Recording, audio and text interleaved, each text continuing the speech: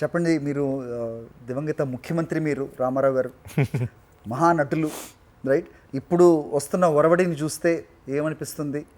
నిమజ్జనోత్సవ కార్యక్రమం చూస్తే ఎందరో అన్నదమ్ములకు, ఎందరో ఆడపడుచుల ఆదర అభిమానాల వల్ల ఈరోజు ఇంతటి వాడనయ్యా అని చెప్పేసి సభాముఖంగా మనవి చేసుకుంటున్నాను. ఏ దేశమేగినా ఎందు కాలిడినా పొగడరా నీ తల్లి భూమి భారతినన్నట్టుగా ఈరోజు విఘ్నేశ్వరుడి శోభాయాత్ర సందర్భంగా నన్ను ఈ సాక్షి ఛానల్ పెంచినందుకు మనసు పులకించిపోతుంది. ఆ రోజుల్లో ఈ రోజుల్లో అనే తేడా లేరు. ఏ రోజుల్లో అయినా విఘ్నేశ్వరుడే. అన్ని దేవతల కన్నా ముందు విఘ్నేశ్వరుడు అన్నట్టుగా చెప్తూ ఉంటారు. ఆ భగవంతుడు, ఆ విఘ్నేశ్వరుడు అంటే నాకెంతో ఇష్టం. ముందుగా వారిని పూజించిన తర్వాతే ఇంకా ఏ దేవుడికైనా వాళ్ళ దండం పెట్టుకుంటాం. బ్రహ్మాండం సార్, ఒక్కసారి గుర్తు తెచ్చారు.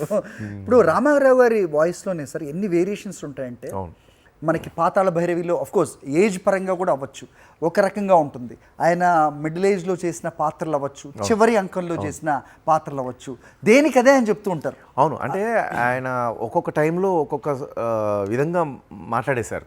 లైక్ యంగ్గా ఉన్నప్పుడు అవునా అమ్మ ఎందుకు చచ్చు ఆ రోజుల్లో ఇలా ఉండేది. దాని తర్వాత కొంచెం ఏమంటివి కొంచెం బేస్ పెరిగింది. అవునా అమ్మ ఎందుకు చచ్చు ఆ రోజు ఇలా ఉండేది. రైట్. ఏమంటివి జాతి నిపుమున సూదుని కింద అర్హత లేదందువా. ఎంత మాట. ఇది క్షాత పరీక్ష గాని క్షత్తి పరీక్ష కాకూడదు. ఇది కుల పరీక్ష ఎందువా. అట్టి నీ తండ్రి భద్వాజుడు అది గుస్సాకమని సంభవం. ఇంత ఏలా అస్పత్పితామహుడు గురుకుల ఉద్రుడైన ఈ శాంతవులు ఇట్లా ఉండేది. దాని తర్వాత వచ్చేసరికి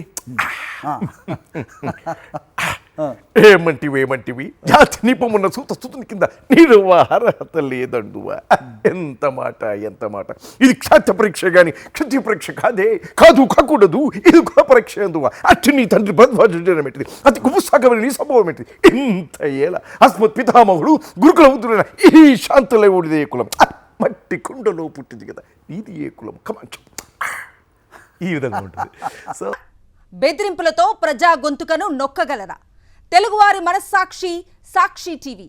సాక్షి టీవీ ప్రసారాల కోసం వెంటనే మీ లోకల్ ఆపరేటర్ను సంప్రదించండి.